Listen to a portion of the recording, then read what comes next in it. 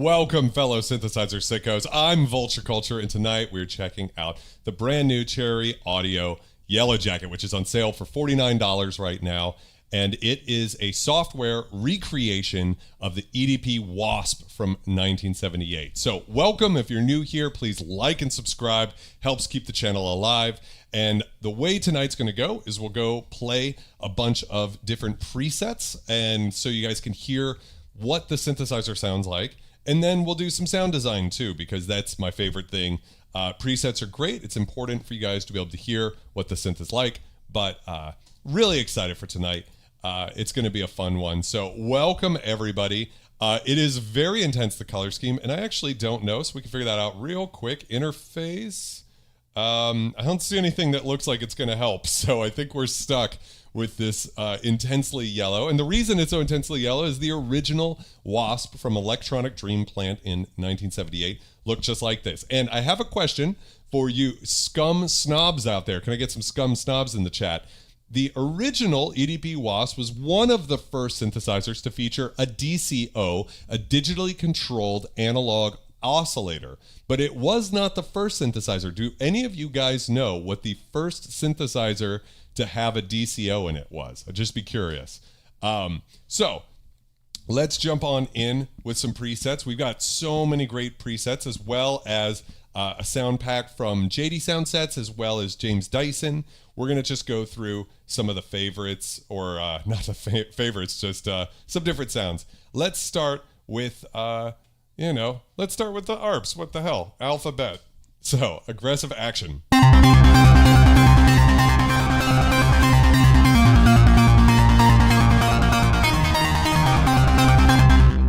So immediately we could hear that we're using this tube overdrive here, which just sounds incredible.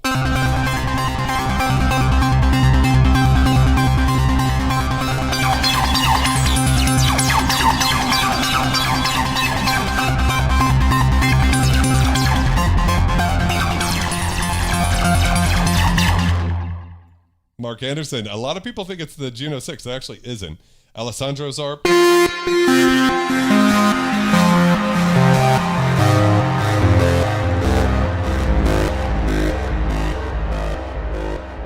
I'm assuming that's a reference to Alessandro from Nine Inch Nails' Ambient Jam.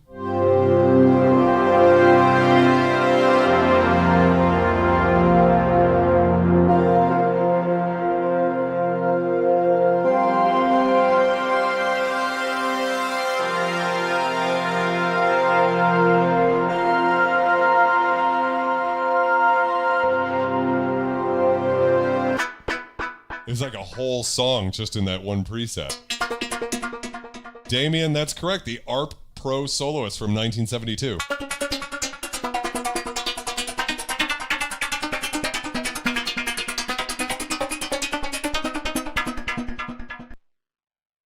Avant-garde strings.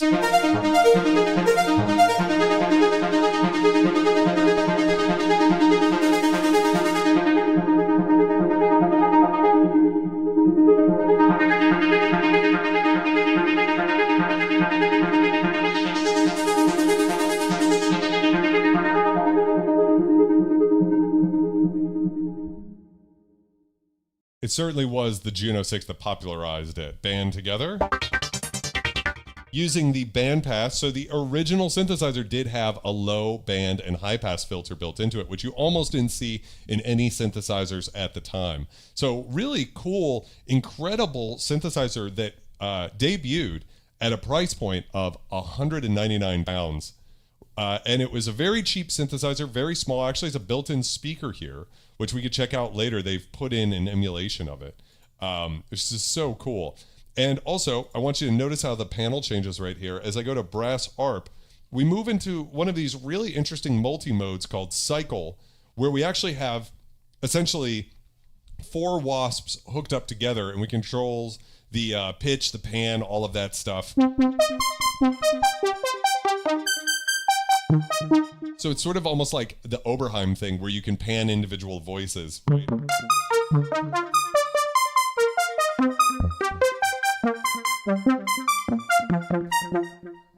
And for me, guys, this is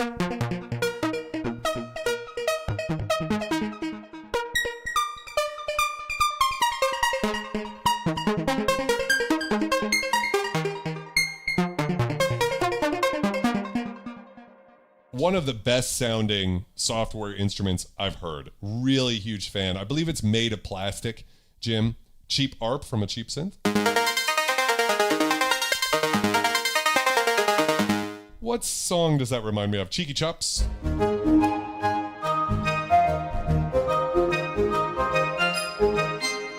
Let's go check out some bass.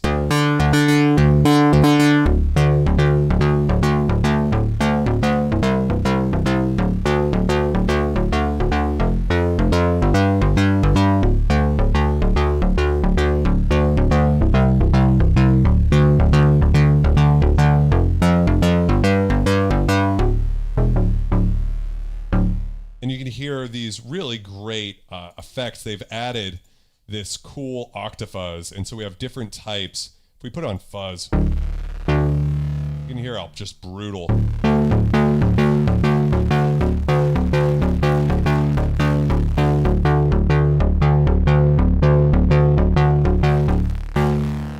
And basically adds a sub oscillator, so without it,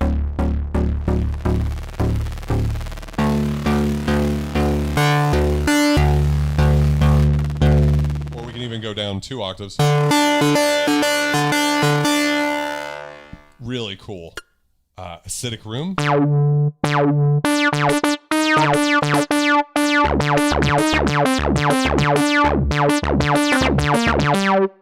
Yeah, and the other thing that's so great about this is the original Wasp, which I don't have. I have many vintage synths, but I don't have a Wasp. Almost bought one for this stream, and then I thought, that's crazy.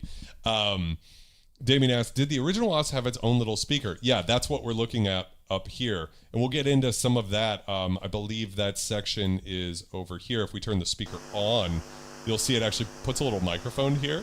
And we could hear the hum and hiss, which is pretty disgusting. So that's, but we'll get into that later. Yeah, it's just really... Oh, that sounds so good with that bandpass filter. So we're really getting that authentic sound. And I always say, when it comes to digital filters, right? Software filters in particular, there's 2 things you want to look for with a vintage synth recreation. One, is it accurate? I'm not the guy to tell you because I don't have a Wasp here, so I can't shoot them out back to back. But the more important question is, does it sound good? And to my ears,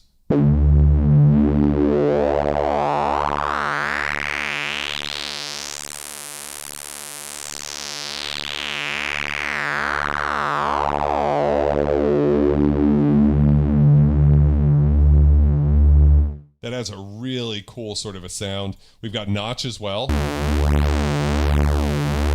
And high pass, how's it going, Dub?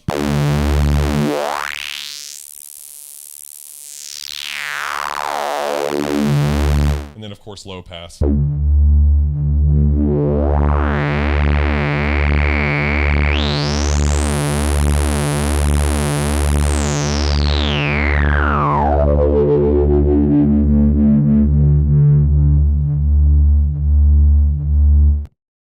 So the, whether or not this is a perfect recreation, the first thing that I noticed about this synth is that the filter is, in my opinion, in another league from the other synths at this price point, for sure.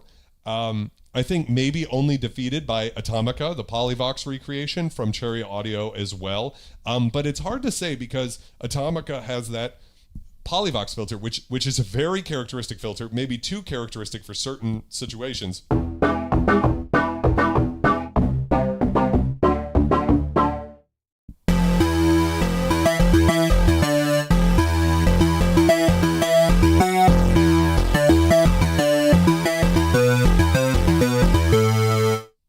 So we could also do big unison stuff. You could see that over here. We're in multi-unison mode. Big yellow bass.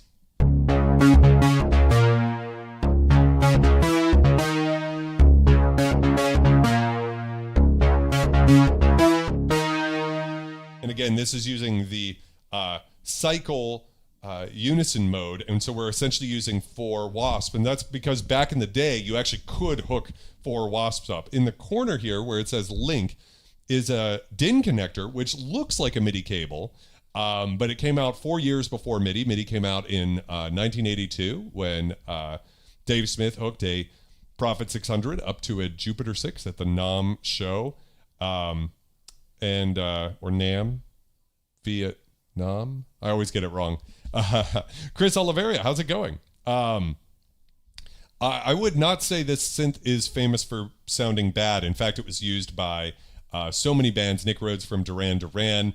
Eurythmics had one, and they actually used the built-in speaker.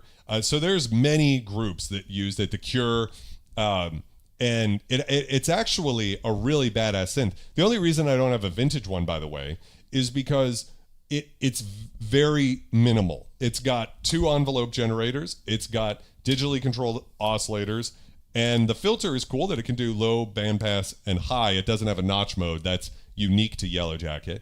But a very simple sort of LFO section here in the control osc. So with all of that being said, it wasn't the type of thing that I was like rushing out to get. Wow, this is a cool Reese type.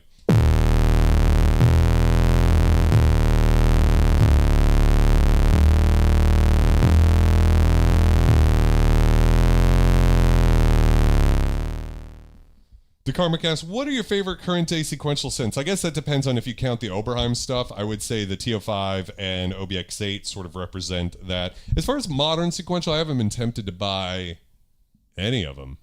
That's not to say that sequential's not amazing. They are, but I've got a lot of vintage synths. I don't necessarily need any new ones, but I do remember when the OBX8 coming out, I was like, that might be peak synthesis. We've moved on though. We're in the world of Moog Muses and Super Geminis and of course the Polybrew 12. Just an incredible thickness.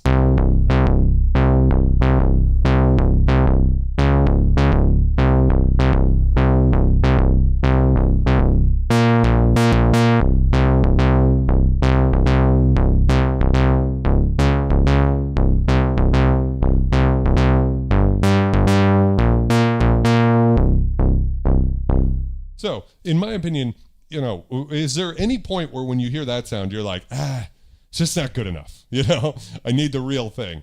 Maybe.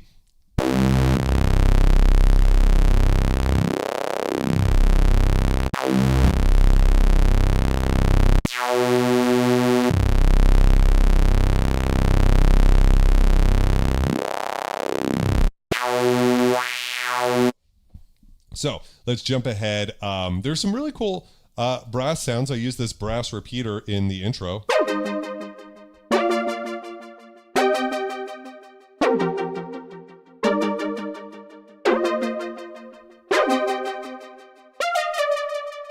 Really fun. And one of the things we're listening to is actually this repeating envelope. So these had loopable envelopes like a Polyvox or an Odyssey.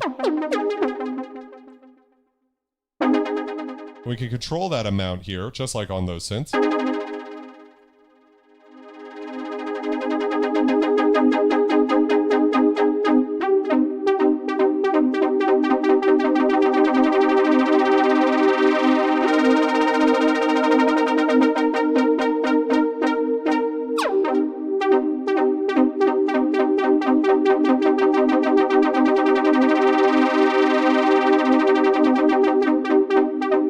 So that's a really cool example of just one patch and how modulating that, which by the way, you can modulate anything with anything, just like what you would expect at this point. We can modulate this with the mod wheel, for instance.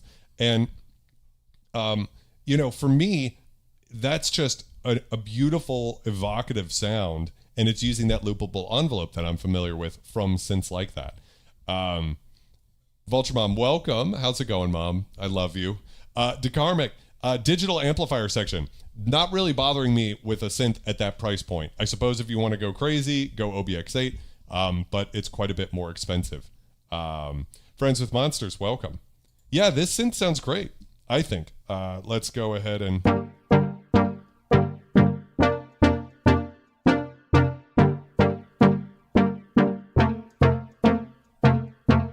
Really great. And then we get into this sort of like really gorgeous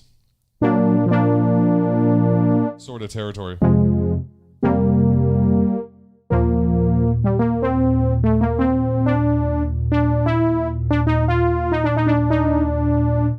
Yeah, just really convincing analog, to be honest.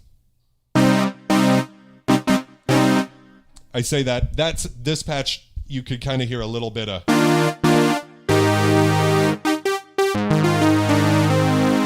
I think if someone was to blindfold me and be like, hey, is this an analog synth or a digital synth? I'd probably say digital. Not that it sounds bad. It just has a little bit of that. And some of that might come from the fact that the oscillators were digitally tuned on the Yellowjacket, which is pretty, I'm sorry, on the Wasp, which is crazy to think about in 1978, you know? So Jim, I don't know if I answer your question, but over here in the keyboard section, we have a mono mode, which basically puts the synth into the same mode it would be from 1978. So you're not going to be playing any, you know, chords in that mode. Sorry, it took me so long. Brain died. Unison mode. You can control the detune.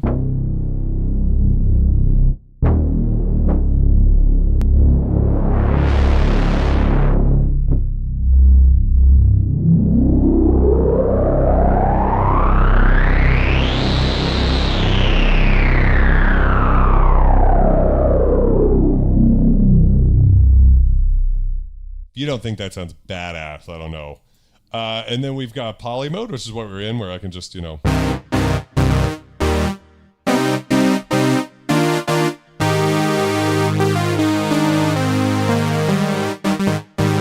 Yeah, Aquatic, to me, I think this sounds pretty incredible. Now we move into cycle mode, and you can see it moving here through the different voices. Because we have different voice modes. We can pull the voices down if we only want a few. Then we have unison mode, and that pops up these different extra wasps, right? We'll get back to that when we get into some sound design, but I want to play a few more here. So very authentic sort of 80s sound. More of a 90s type thing, simple brass.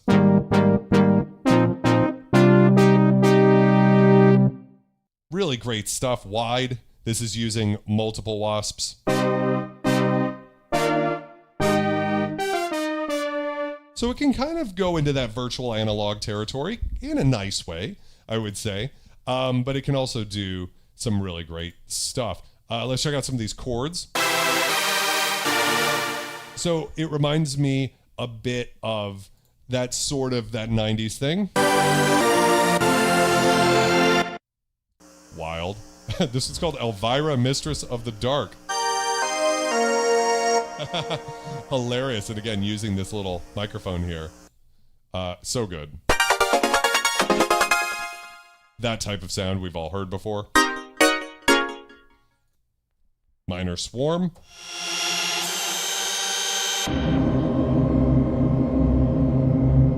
Yo, can I get a scum cheers in the chat for all of the wonderful members of this channel who make this live stream possible? Because if you guys didn't directly support me, I wouldn't be able to do this every week. So I just want to wish a scum cheers to all you guys who support me. Thank you guys so much. I could never express to you how much it means to me. So cheers. Oh yeah, babe. Okay, chords are chords. You guys got it. Let's jump into some strings. Important. There's some really good string patches in here. Almost string machine or vocally sort of a sound to that one, right? Definitely like this classic synth strings patch is so good. Let me see if it can.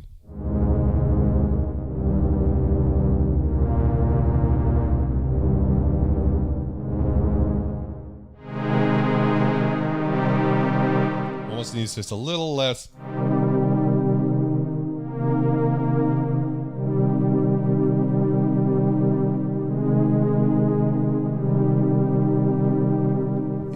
it's close, you know, it's in the ballpark for the soundtrack test there. This one I used in the intro. I think this is a gorgeous, gorgeous sounding patch.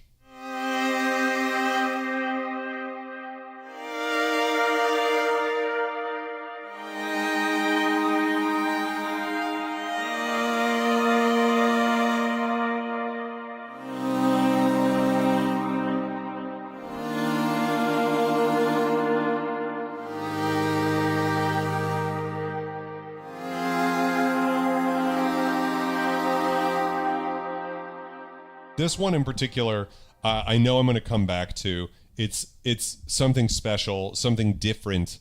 Of course, I mean, I say different, PWM strings, but there's just something to it. Galactic strings, I think referencing their galactic reverb here, which is built in.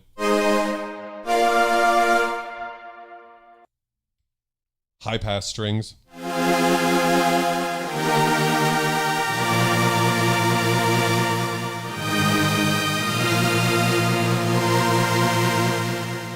Lots of vibrato. In this case, I think it's coming from Pulse Width Mod, but they went for that sort of a thing. This one's more of a phaser type sound.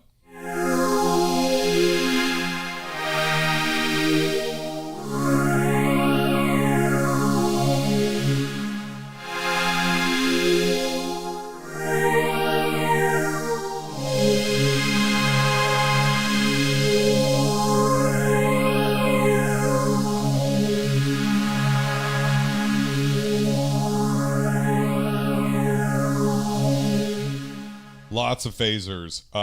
Jean-Michel Jarre did, in fact, have a Wasp as well. I think when he was in tour in China, he let people play it while he was playing live.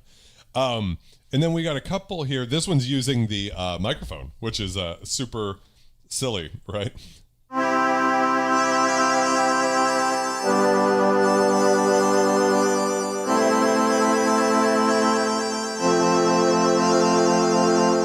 You know, sometimes you want something that sounds like that, I guess.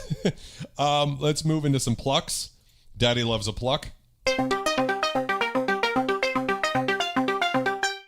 And I'm going to jump into the effects here real quick because that's a little painfully dry. Let's put on the tape echo. Whoa, that's an interesting sort of thing. We'd slow the time down.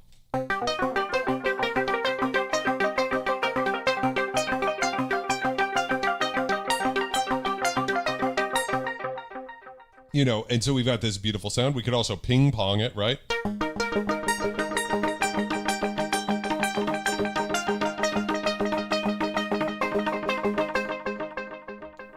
Really usable, quick, nice sounds you can use out of it. El Plucky. Very tight, flabby pluck. No longer tight, perhaps. Wild. Hard plucks. Good for like EDM trancey type thing, like on a breakdown.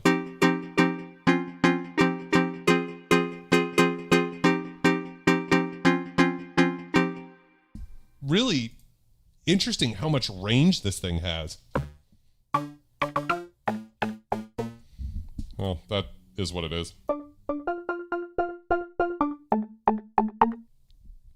Let's jump over into the poly section. There's some really good ones in here.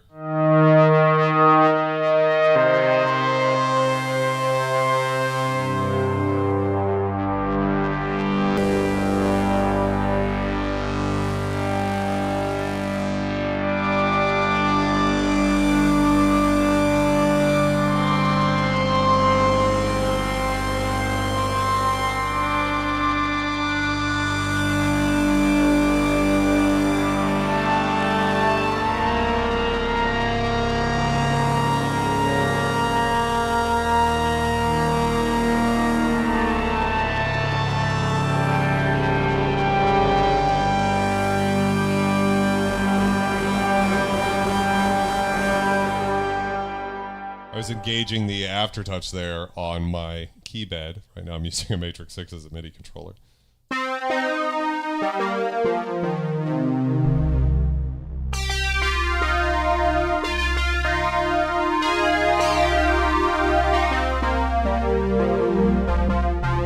Twin Cities, welcome. How's it going, my friend? What do you guys think so far? I want to know what you guys think of this synth. I think it sounds phenomenal, especially at the price point of $49.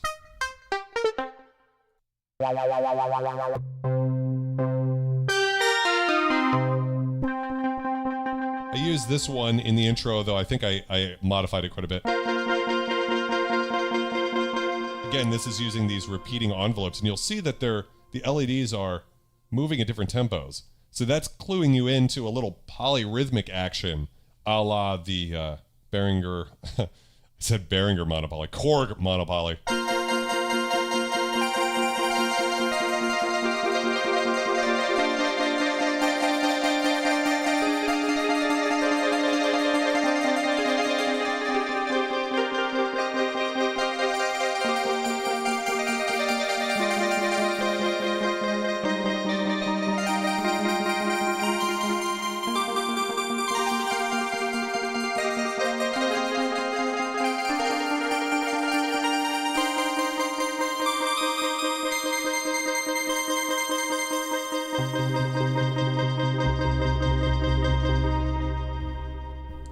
Very good. Very cool sounds, I think. It's definitely got character, and that's what I want at this point from a VST. I mean, I do not need another goddamn VST that sounds vanilla, plain, boring. Ugh. It's just not worth it, you know? I recently had another software synthesizer company reach out to me. They sell products that cost about 4 times as much as this, and I'm just not going to review what they sent me because I just think it sounds vanilla as fuck, and I just don't think it's worth it to advise anybody to spend that much money when there's these great pieces of software.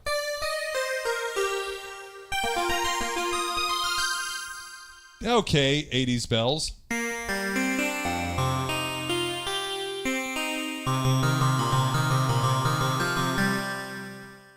Again, kind of in that territory, using those loopable envelopes.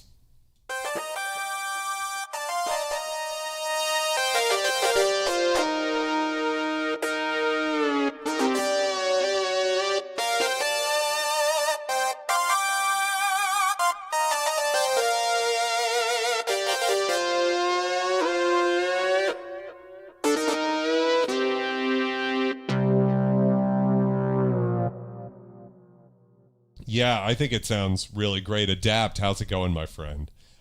Dan Wentz, welcome. Yeah, the filters sound great.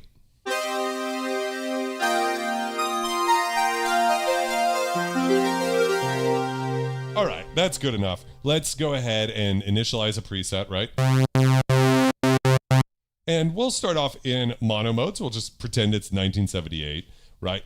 And we've got 2 oscillators. We've got a mixer here, kind of familiar to anybody who's used to sort of a general mini Moog-esque style layout here.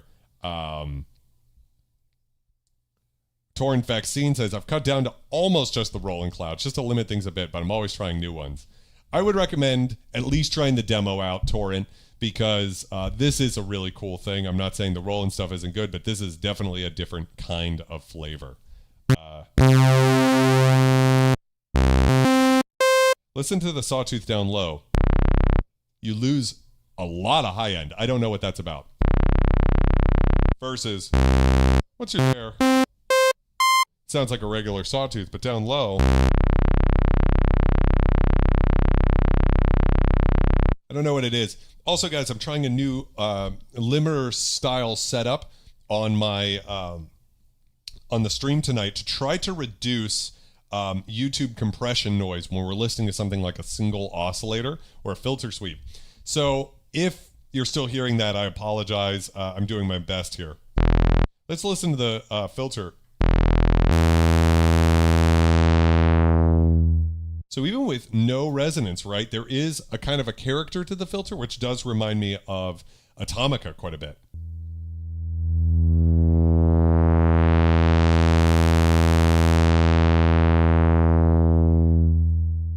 What don't you like about it, Jim? I think it would be good feedback for Cherry Audio.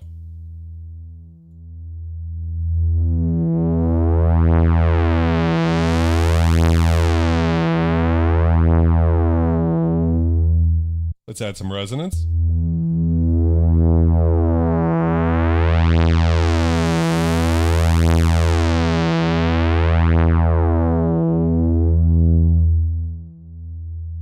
Definitely buzzy, takes after its heritage, its name.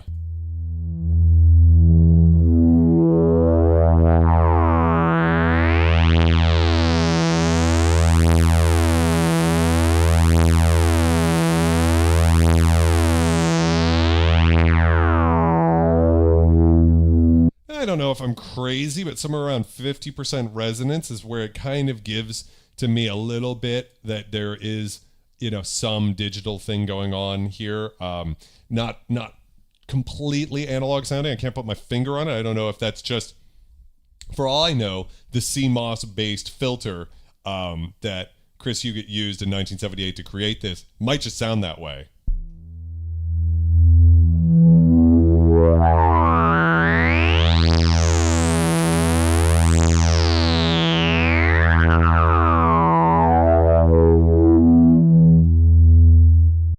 Interestingly, at 75% or so, that goes away for me. And I'm like, wow, that does sound very analog. Lots of saturation and compression in the sound. If we crank it up to about 90%, that's like the last value that to me sounds nice.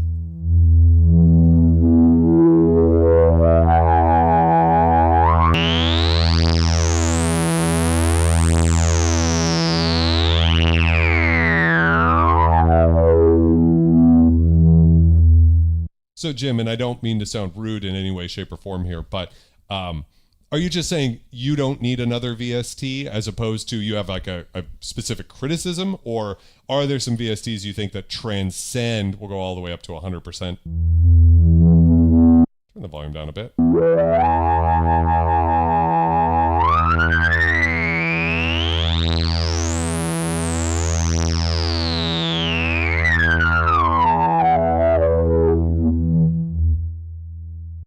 So what I hear about this synth immediately is just how much character, drive, grit there is in that filter. And I think that's why this is such a special instrument.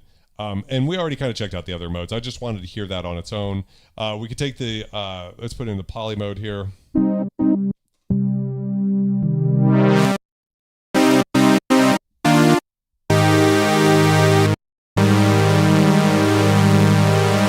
Bring the oscillators up.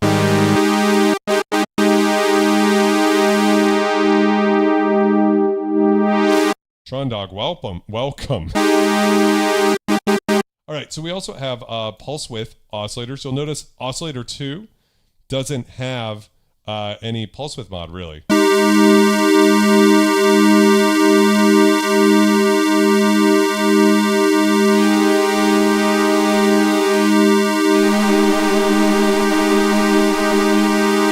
And that is being, this control osc, also known as an LFO, is what's controlling the pulse width mod speed.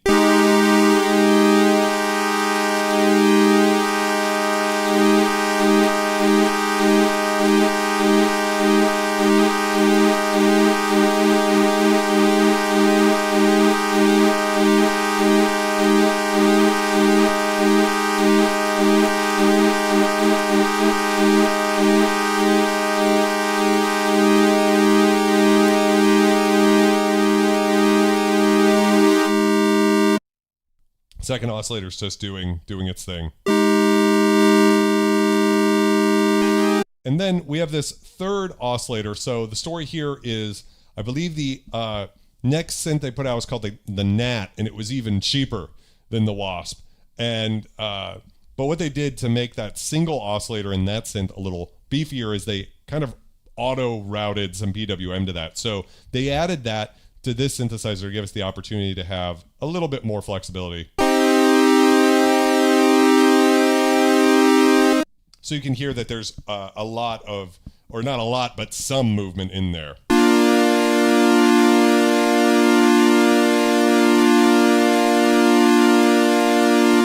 So we can combine those, and this is nice because we get different rates, right?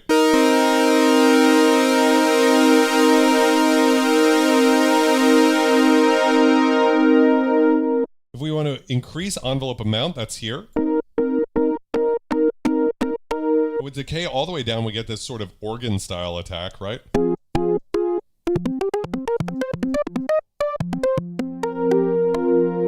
Which sounds great, but if we add some more, and add a lot of release, right? This is sort of daddy's recipe for love any sort of these big sorts of poly sounds.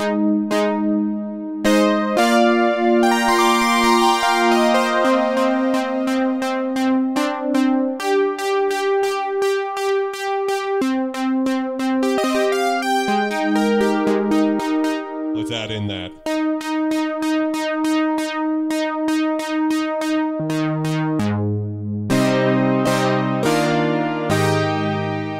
Sounds good. Sounds so good. Very mono though, so let's put it over into cycle mode. If you look at the LEDs here, you can see what's happening, right?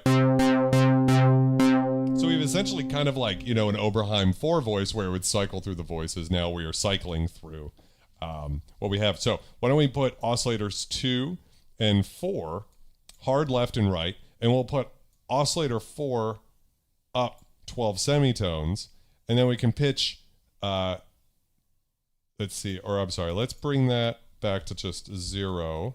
Let's make oscillator 3, right? Yeah, let's put that all the way up. And we can add a little bit of detune in here too, like a few cents each way, just to give it some bigger space. And now we're kind of in that sort of territory.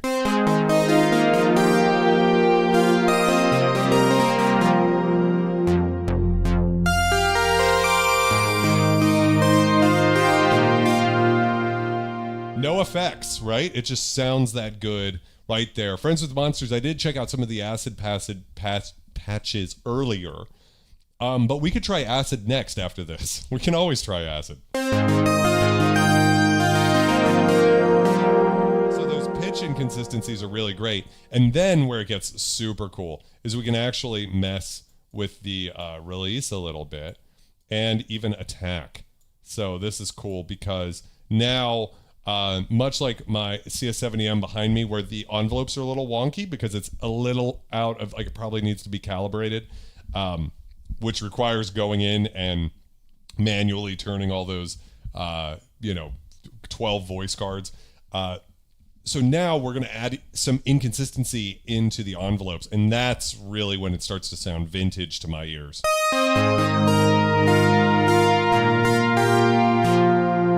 Wish there was one for decay too.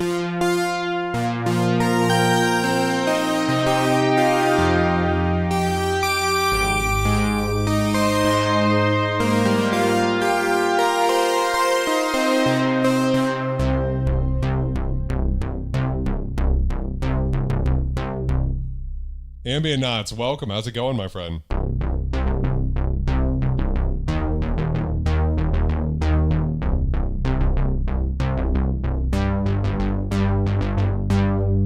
So now we're kind of, we're starting to cook with propane, increasing the resonance.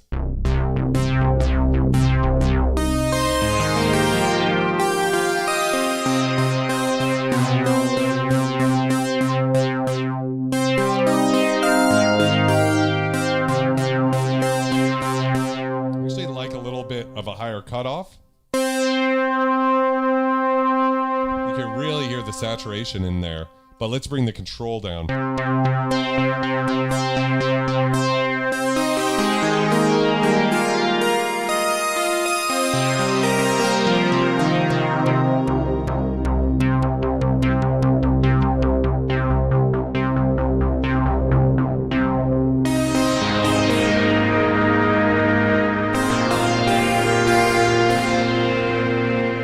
Little noise is actually not so bad.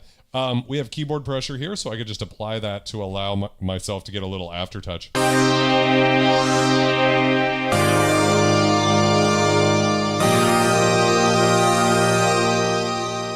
Add a little bit more. My matrix is a little stiff.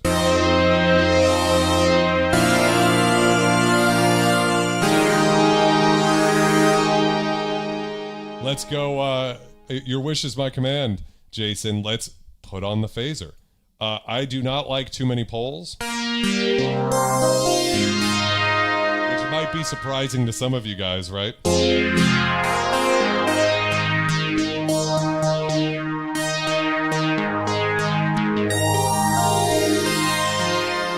I don't also care too much for phaser resonance. I know a lot of people do, depending on how, psychedelic you want to go, but for me, with the phaser, adding that in, I need a little bit less, but this knob is very tweaky.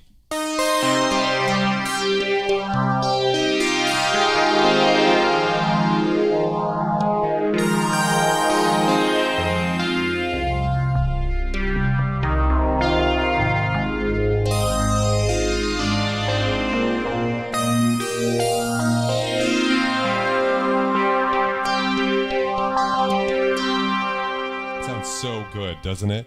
So we could put it into like a 10 pole.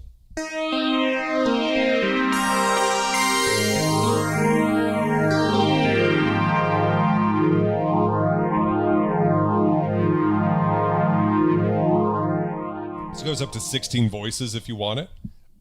In this mode, cycle mode, you've only got the 4, but let me go back over here. Yeah, so you've just got the 4.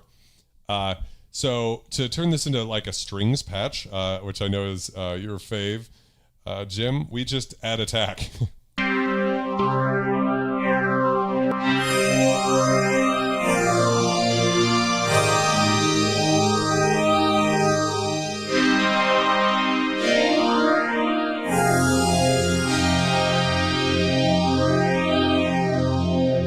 It's literally all you have to do to turn this pluck into a strings part. So what else can we do? Let's turn the phaser down a bit. We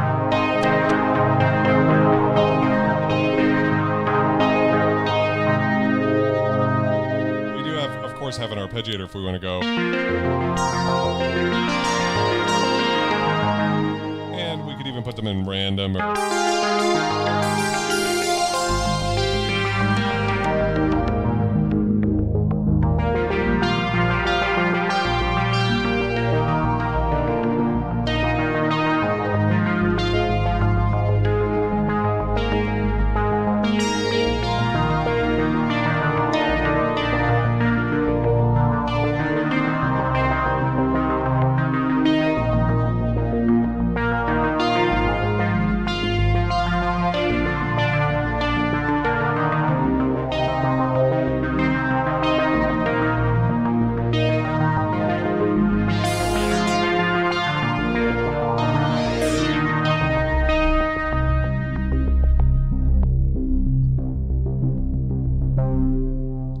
fuck.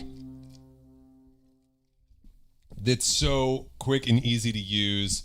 I can hear people say, "Wow, that color scheme." But I mean, that's how the original was. It wouldn't be bad though. I wouldn't mind the more I look at it. If I also love this like psychedelic backdrop that they've added here. I don't know how many people noticed the paint job, but it's really a nice touch.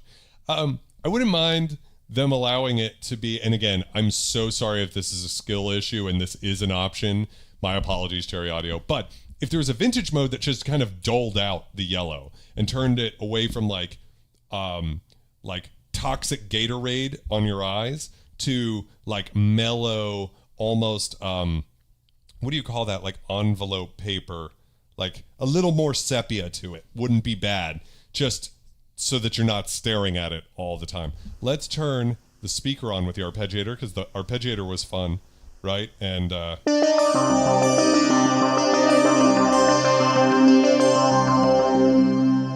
so in here, we got it on. We can turn the hiss and the hum all the way off if we want, if that's not our thing.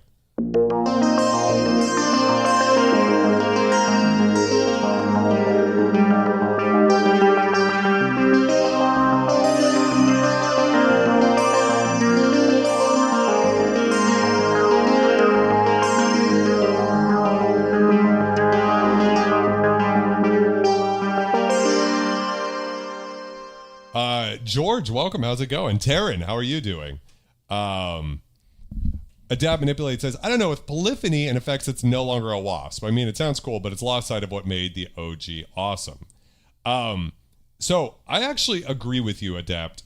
Even though I do think this is a really great product, I would say I might be in the minority here, but I'm ready for companies like this to strip polyphony out, because there are so many synthesizers with polyphony, software synthesizers, and a company like Cherry Audio has many emulations of polyphonic synths, as well as like string machines and stuff like that.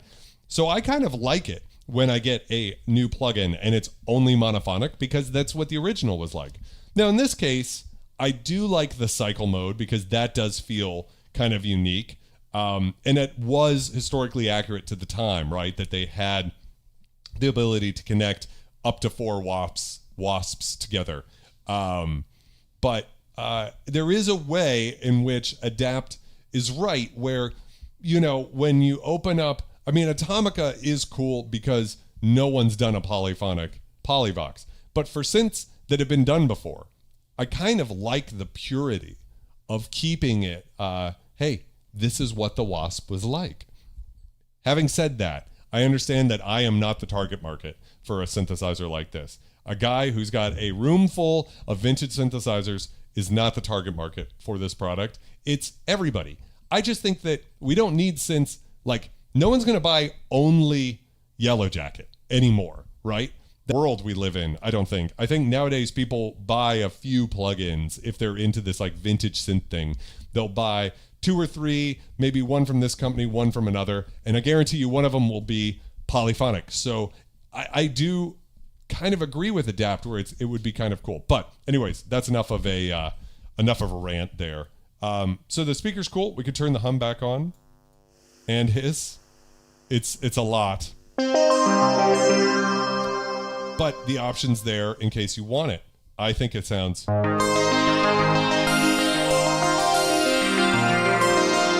It sounds so good like this, it would be hard. So we could add a little bit of distortion in, see what we get. That's a lot. Let's try fuzz. Even crunchier. This is not for polyphonic play. This is for creating a low drone or something like that. Saturation's better. Let's try clean.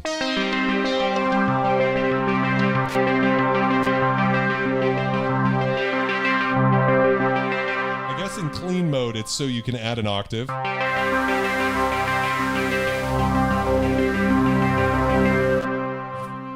But without adding the distortion, which is pretty cool. We also have a flanger chorus.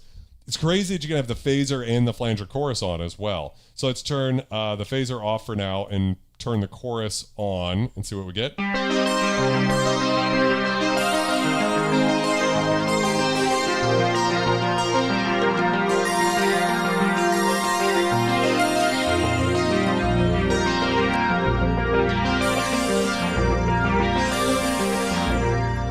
How's it going, Seb? You know, on the other hand, Matey Mate makes a good point. It's like, he loves all the extra add-ons Cherry Audio adds to these old synths. And that's always the thing you can do in software, right? Is add some stuff that wasn't there before. Let's go ahead and add, I love the tape echo. I have a real tape echo from the 80s, so I'm not saying it's the most authentic sounding one, but we can sync it and create these sorts of, dotted eighth type sounds. And the dampening can be powerful here.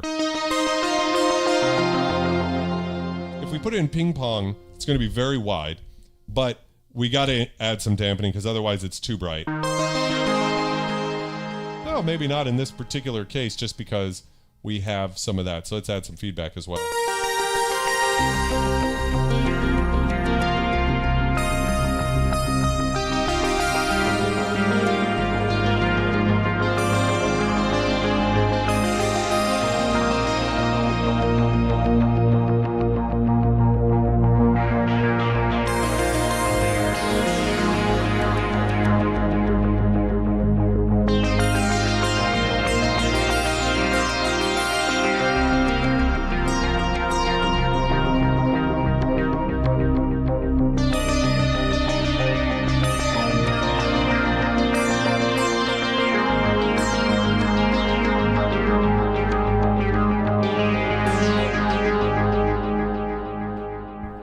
I think, Seb, it sounds really good.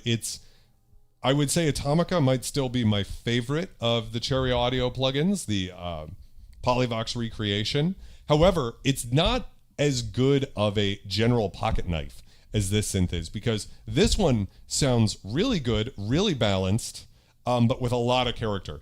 Atomica is always going to sound like a Polyvox for better or worse. And so it's not great for every sound, but it does do everything it does with incredible amounts of character. I think, to just shit on everything I just said, this is a pretty good, like if you were to buy one vintage analog synth plugin for $49 during the intro sale right now, the link is in the description. It's not an affiliate link. I don't get anything back, but you know, the link's there. For 49 bucks, this thing is pretty good. Let's get into what I don't love, which is, so I'm going to turn the echo off and we're back to just right. And I'm going to turn the speed a little down too, so we can, there we go. And let's turn the resonance down, the frequency.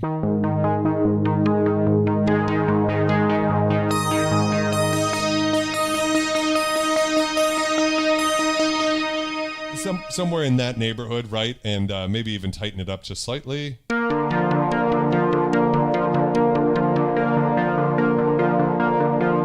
Like that. Oh, and the big thing is, let's kill the release. That way we can hear the reverb. So now let's talk about the reverb and my a little bit of a disappointment here. You really do hear in this reverb the discrete echoes. So if we move all the way to wet, you could hear that sort of ringing sort of a thing. If we go to hall, it's good, but you really can hear those. You can hear those. And normally you don't hear that sort of type sound except when you're using drums or something like that. And unfortunately, it kind of even can get worse when you... I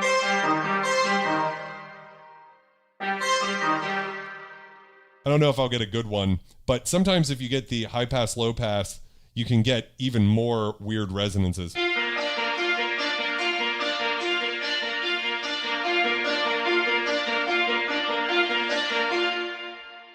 To me, just not the best sound. Plate. Again, still you hear all of those discrete echoes. The only other plugin I can think of that's like that is Tal Sampler. And that's not really a modern plugin, although they've done a great job of keeping it updated. It's very much like a previous gen plugin. And so for me, I do think it's time for Cherry Audio to look at these algorithms and try to get a little more diffusion in them and try to, I don't know if it's, maybe they went for a lower modulation type sound, but Springs actually kind of sounds like a spring. And then Galactic is their famous, you know, Vangelis 224 type sound.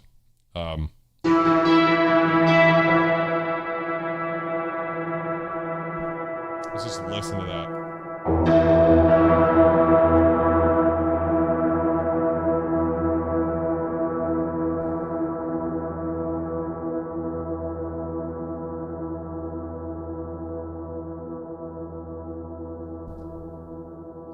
Probably the best of them. Anyways, I'm sorry to be kind of negative on this part. I just think, in particular, the reverb is a thing that made me go, ooh, I don't love it. And, you know, I'm hearing some people in the chat say the effects is what's letting it down a little bit. For me, the great irony here is that whenever I talk about GeForce's plugins, I always bitch that their reverb sounds too good. It really does. Their reverb algorithms sound very Strymon Big Sky-y, if that makes any sense. Like real beautiful modulation, long tails, very clean. And I believe they were developed by Sine Vibes. I'm not sure. Don't quote me on that one. And I've asked a couple of times, like, hey, can you add a vintage knob to the reverb? Because something about their synths makes me want, their synths are, I don't know what it is, just tonally, I go, ooh, I wish I had the MIDI verb too. That's what I'm looking for. That sort of gritty 16-bit, you know, like a little bit of a vibe to the reverb, as opposed to being just ultra modern and clean and gorgeous. But I recognize I'm sort of in the minority here. Here, we kind of have the opposite problem. The reverb sounds worse than the MIDI verb 2, which came out in the 80s. So that seems like a little bit of a letdown. I have to say the rest of the reverb, or I'm sorry, the rest of the effects to me are very cool. Yeah, chord collection's really great there. Sebastian says I used Galactic Reverb once 1 year ago, still waiting for the decay to end. Yeah, we'll do a low brassy drone for you. So let's get in here and pick like a really low note, right? So this is a new preset. We'll put it in unison mode now. We'll drop the number of voices to 4. 16 voices is ridiculous.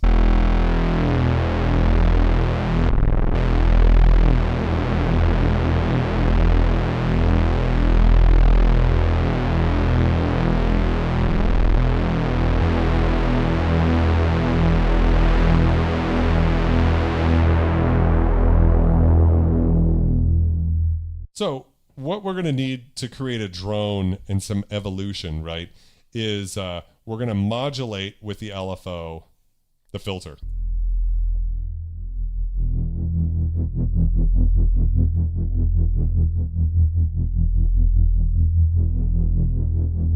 Just slow it really far down.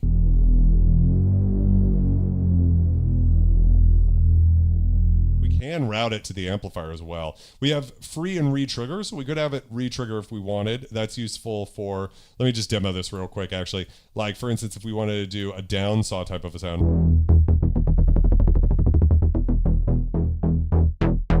We can use it to create like an auto pluck type thing, you know? And just like everything else, this can be sunk, I believe. So that's a thing you could do. We've got random as well, which is actually like sample and hold.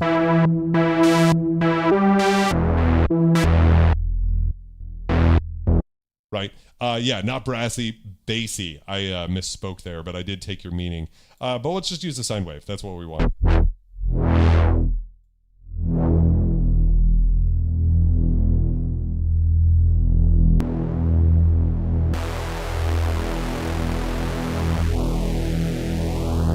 Putting in notch mode.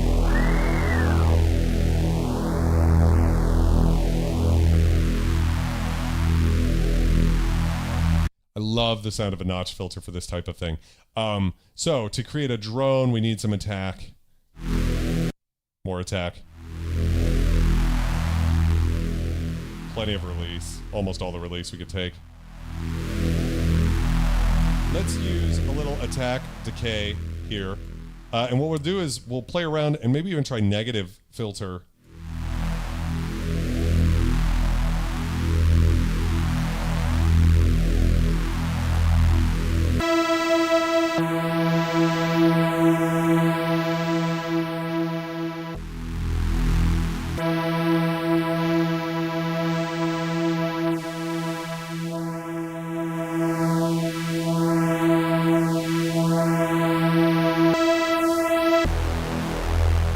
Also, let's not forget the glide, right?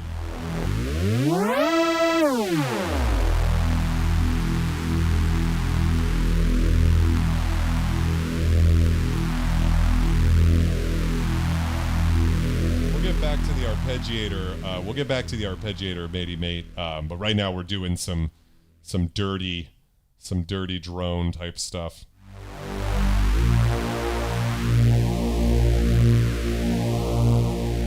Another thing we could do is actually use noise as a source.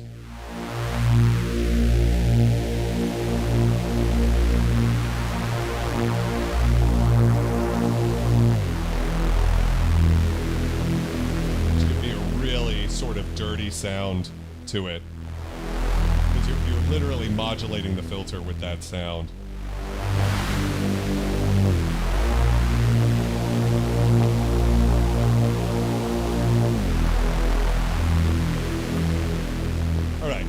let's go and add the phaser back in, and we'll do that. Wish you could turn the LED, the effect on by clicking the LED. I don't know what plugin allows you to do that. Resonance down.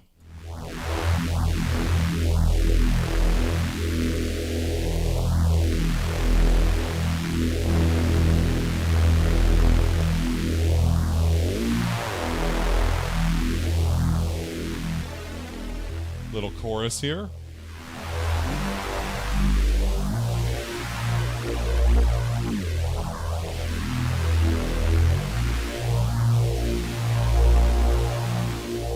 Now, to me, it sounds good with the notch, but I need the darkness. So let's actually put it into clean mode. I don't think it needs to sound any more distorted, although Sebastian Comore can tell me if I'm wrong there because he knows about distortion more than I do. But what I want to do is I'm going to play up an octave. Bring in that sweet sub-oscillator.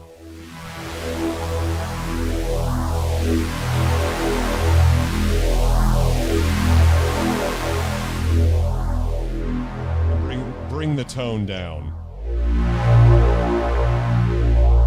Bring the release down a bit too.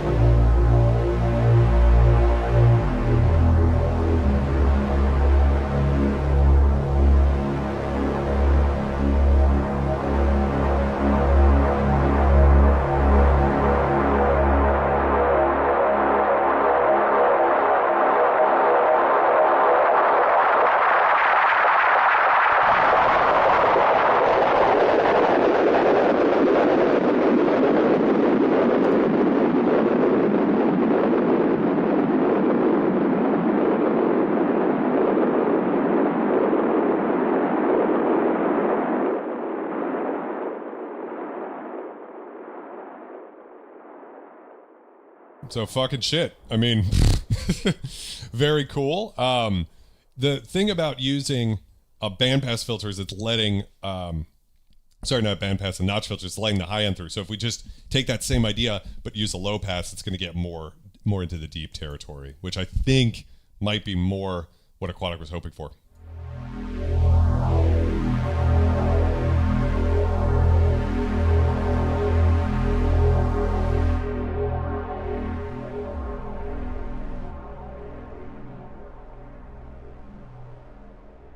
Let's just zero that out. Huh. There we go.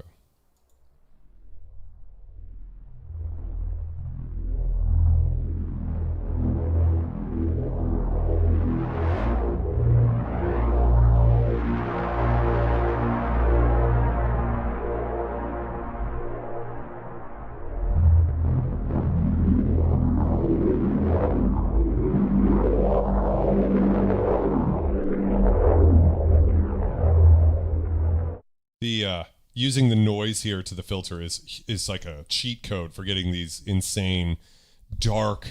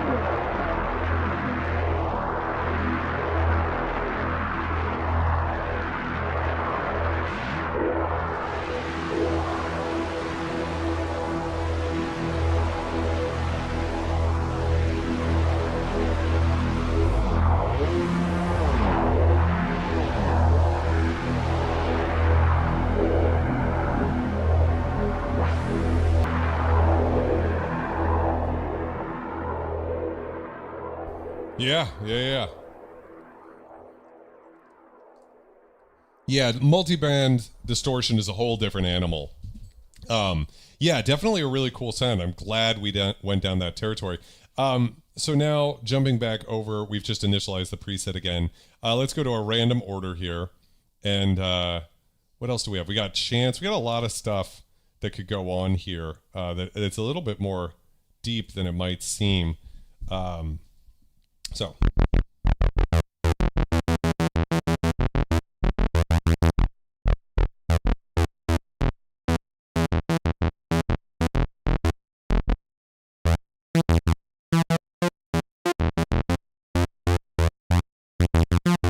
So we're just kind of creating a random pattern to get into our acid headspace, right? We can increase the gate length here.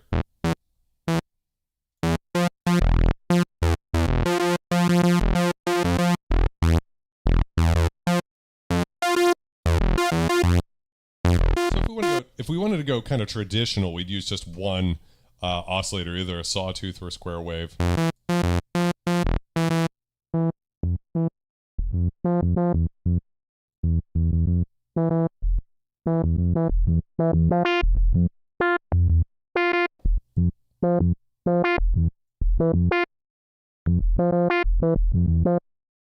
And let's just modulate this. We could use any shape we want. In this case, random might be interesting.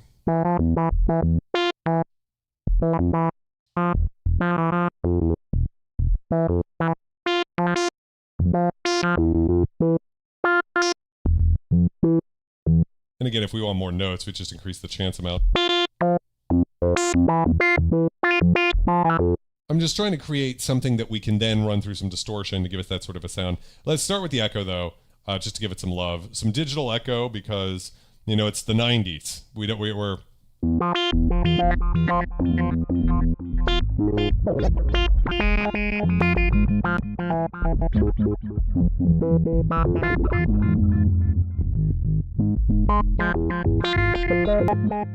I'm also tuning the time to ear. I'm not using the sync mode in deliberately. That way we get some more interesting, authentic, like you're just running it through a Boss delay pedal. But we can make it more stereo by using spread here, and in fact we can even drive it. A little bit sounds nice. I don't want to go too crazy because we haven't added. Let's leave it off for now as we add the octafuzz and see what we get. I did it again. I tried to turn it on. I think Omnisphere works that way where you can click an LED and it turns it on. So tube mode.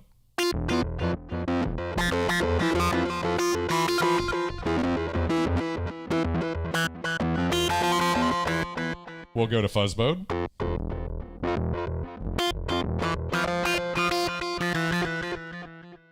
Saturation mode. I really think I like saturation mode the most. Drive.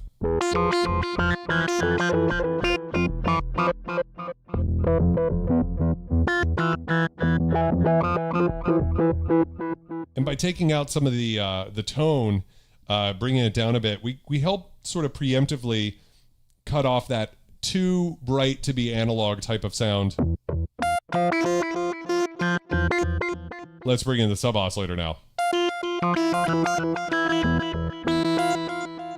You know what I can do, guys?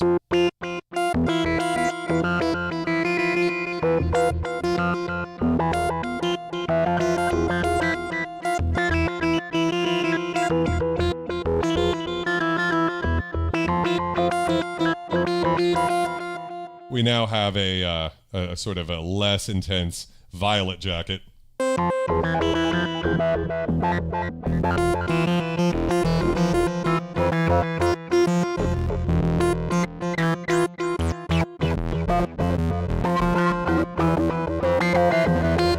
One thing about the Octafuzz is by adding in that sub oscillator post filter, you kind of always hear the sound.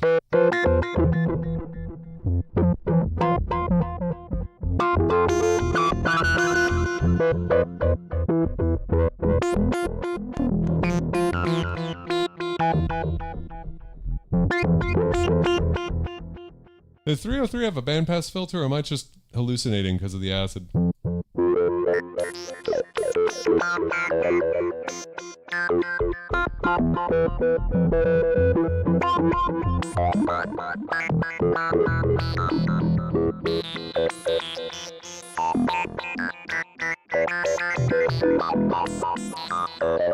All right, how about a mint green, guys? Is that a little less upsetting?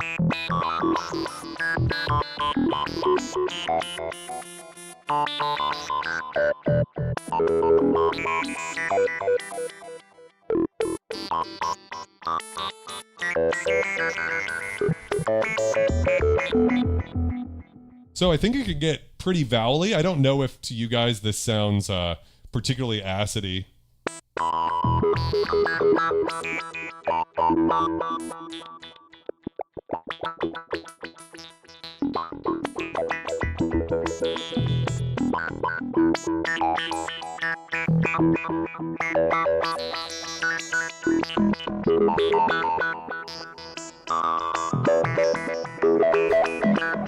Actually sounds better with the speaker on.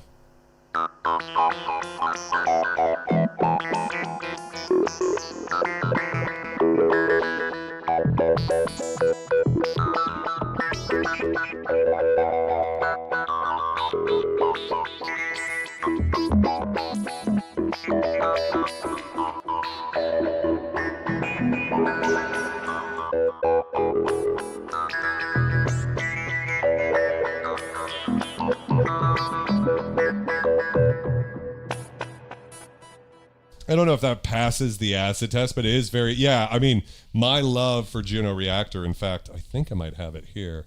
I've got, I just picked it up, the new Labyrinth reissue. I don't know if I've got it on camera, if I can grab it quickly enough. No, I don't think I can. Right over here, though, I do have the first time Labyrinth has actually been pressed to vinyl. Probably, Juno Reactor for me is like, I hold him up there as just like such a game changer. And yeah, it is giving Juno for sure. Pistachio Ice Cream, Linda Blair, Vomit. Yeah, so we're in that psytrancier area there for sure. So yeah, I think that's a pretty good demonstration of what the synth can do. Does anybody else, before we go, does anybody else want me to try some other type of sound? Because otherwise, I think I've sold the people who should buy this. That's always what I'm going for. I'm not trying to fucking hawk shit at you, right? And there's been a couple of times where I think people could realize that I didn't like a product halfway through the live stream or so.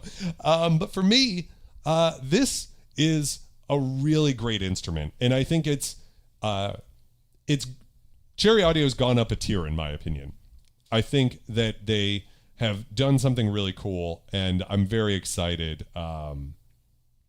Thank you, Dan. I appreciate it. I'm very excited about the direction they've been going in. I think this sounds great. I love the sound of the filter. Now, I guess if I had an EDP Wasp and I shot them out and there was a difference like there was between Atomica and my Polyvox, I might be a little bit like, they still got a little work to do. But considering I don't, I almost, how do I say this? I am happy in this case that I do not have a Wasp, because it might strip a little of the magic out of it for me if we did some filter sweeps and we go, it's not perfect, right? But in this case, for some reason, with this instrument, I'm kind of excited just about what they did here, as opposed to a sound like the Polyvox. I know for a lot of people, the Wasp is probably more popular than the Polyvox, so it might be the opposite for someone else. For me, it's like, this is just a great sounding virtual instrument. I think you could say that for sure. I'm not saying it's, to everybody's liking, but comparing it to another monophonic instrument VST we've checked out in the rememberable future that also has a bit of a 90s feel to it sometimes. I prefer the sound of this one. It's got a little bit more warmth to it, a little bit more squelch. I really like the sound of this synthesizer, and that's exciting to me anytime there's a software instrument that makes you go, okay, this is cool, this is a little different. I do think, which is authentic, because the Wasp itself did not necessarily have a wide range, which is why I don't have one. There's one on Reverb right now for like $1,600, and the thing about that is, great, awesome, I'm happy that that's out there, but I don't know, it's a very simple synthesizer, the original. So you get it for what it is, kind of like maybe as a replacement Mini Moog or something. But I've got enough vintage mono synths, I think. And yeah, I think this is good. Little things, like I said, little nitpicks and stuff, and then kind of a bigger nitpick on the reverb. I think it's just time for Cherry Audio to level that up. Maybe I'm missing something. Maybe there is a hidden modulation parameter or something. Like I said, if it's my mistake, I am fucking sorry, and I will correct it. I will edit that out of the video. Yeah, it's definitely cool. I think it's a neat instrument, and I think a lot of people are going to enjoy it. For me, it's a win. I'm very happy that they did that. So before we get going here, let's just get some music going here. Oh yeah, there it is. What did you guys think? And is there anything that you guys would like to say to Cherry Audio? Because I do believe they watch these streams, so interesting. Did it pop the cherry? I think it did. I think it's popped my cherry. Cherry Audio's popped it. Adab says, not worth $1,600, but has a really unique sound. Cool synth. The Behringer Wasp is cheap. No idea if it sounds like the original. I just have OBS and I just click a button on my screen. Yeah, so that's also an interesting thing. The VST is $50. I want to say the Behringer Wasp is like 200. Let me double check that actually. Let me not just spew misinformation. Let's see. Price might be going up. $179. It's a $179 on Sweetwater right now. So for those of us hardware snobs, can I get some scum snobs in the chat? Really not talking a huge difference between the price of the VST and the hardware. A lot of the times a VST will be about 1/10 the price of the hardware. So if it's like a $1,000 synthesizer, the VST might be $100. Sometimes it's a, $10,000 synthesizer and the VST is $100 or $200, something like that. So an even smaller amount. Whoa. Whoa. What is that? That's crazy. There's my MIDI files from earlier, from when I was setting up the stream. Sorry about that. Now, we could get into discussion of Behringer, but the fact that there's a hardware synth option at $179, and at least with that, you sort of go, okay, it's analog, right? Interesting. But of course, not going to be for everybody. So in that sense, it's almost like, hey, what's your workflow? Because I know some people, I was talking to Jameson Boas, and he's like, you're making me want to buy a Polybrood. And I was just like, stay the fuck in the box, bro. Like, just if you're not like sure, just like you're making great music, stay in the box. Now, I do think there's some advantages to getting away from Serum, right? Just because Serum is just so ubiquitous, and I know it can do so much. It's without a doubt the most powerful synth, but it is a little samey palette wise, and you can do stuff to program around that. But I do think companies like Cherry Audio, GeForce, Spectrasonics, they give you the ability to explore interesting territory that doesn't sound like everybody else. And of course, if you're programming Serum and you're Sebastian Comore, you're a sound design god, you can sound however you want, right? But I know for me, when I'm in Serum and I'm messing around with stuff, there is something to be said for turning, two detuned saws and a filter, and you're already feeling something. You're going in a direction, you're listening, you're hypnotized by the character of the filter. You go, ooh, this is interesting. I like what's happening here. Let's go in a direction. I guarantee you I would not have gotten the results I did, especially with like that drone sound in Serum. I could do some cool drones in Serum too. It's not going to sound like this. So, and Friends with Monsters points out it doesn't have the features of the VST. Jim, have a good night, okay? But I think that there's going to be some people that the Wasp is good for, the Behringer version. I think there's going to be a lot of people that Cherry Audio Yellowjacket is going to be the best possible option if you want to get into this territory. I really like the VSTs that have crazy character in the filter. And this one, Atomica, GeForce OB1 is another one. That is a good thing to get.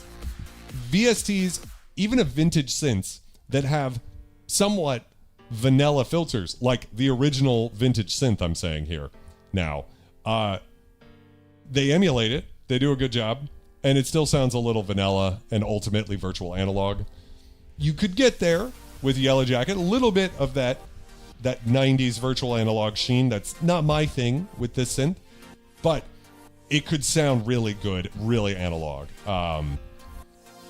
Sebastian says, I am a Serum nerd, but there is something to be said about messing around with different instruments just for the sake of getting a sound going from a different perspective. I agree.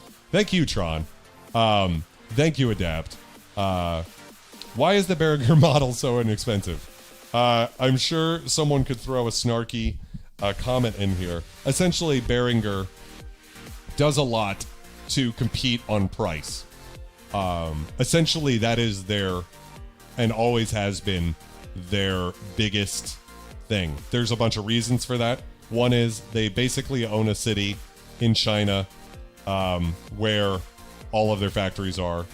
Another one is it is it's not a non-profit, it's a not-for-profit company. So what that means is they essentially take a loss every year, so they have no tax liability.